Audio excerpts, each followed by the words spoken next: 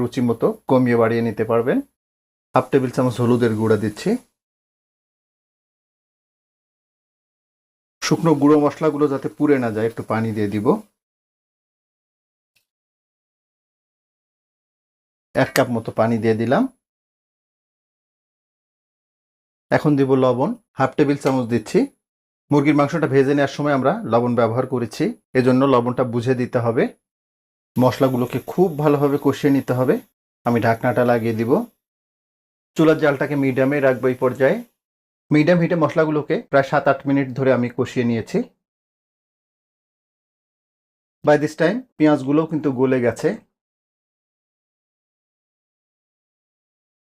শুরুতে ভেজে রাখা চিকেনগুলো দিয়ে দিচ্ছি। মশলাটার সাথে চিকেনগুলোকে খুব ভালোভাবে মিশিয়ে দিলাম। ঢাকনাটা লাগিয়ে দিব। মিডিয়াম হিটে